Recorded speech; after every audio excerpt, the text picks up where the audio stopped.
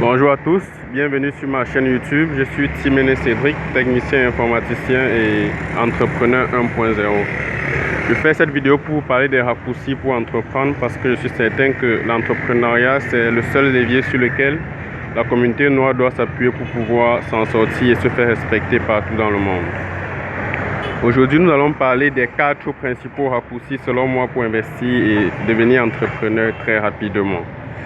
Donc sans plus tarder, je vous invite avant de commencer à descendre bas dans la barre des tâches, vous abonner puis vous partager pour alerter le maximum de personnes. Donc comme je disais, nous allons aborder aujourd'hui les quatre raccourcis principaux selon moi pour devenir entrepreneur facilement. Donc le premier, c'est laisser les études très tôt. En fait, vous allez constater comme moi dans la rue qu'il y a des licenciés, des personnes ayant des masters, des docteurs qui font la moto, qui font les ventes à la sauvette, qui sont des fripiers. Ceux-ci ayant passé 20 ans, 22 ans, 25 ans et plus pour certains à l'école. À quoi bon donc de passer autant d'années si après on viendra faire un métier dont on n'a pas besoin des études forcément pour faire? Donc en faisant cette étude, j'ai constaté que pour obtenir simplement le baccalauréat, on a besoin d'environ 15 années à l'école, à savoir 2 années à la maternelle, 6 années au primaire et à peu près 7 années au secondaire. Donc ça fait 15 ans. 15 ans à apprendre des récitations, la France de Napoléon et tout ce qui va avec, la Chine de Mao. Même pour les personnes qui sont dans les lycées techniques, c'est d'enseignement technique, ils n'ont pas beaucoup appris en 15 ans.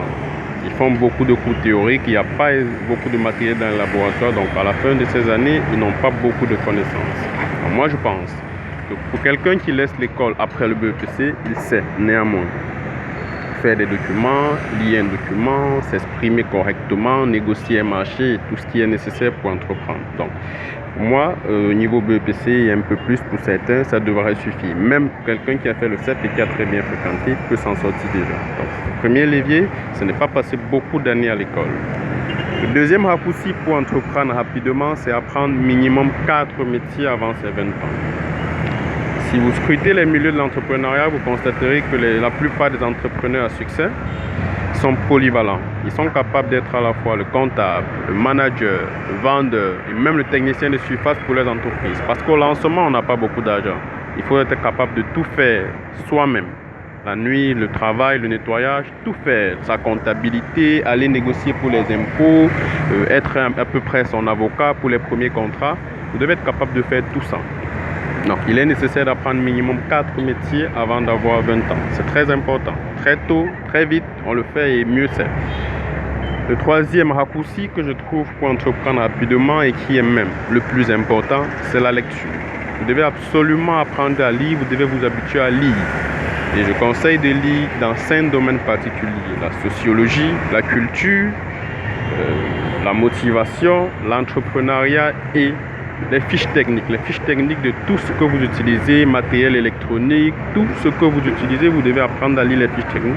Comment ça a été fabriqué, comment on peut l'utiliser, comment on peut le réparer, vous devez les lire. Et tout cela, particulièrement ces fiches techniques, nous amène au 4e raccourci, l'expérimentation.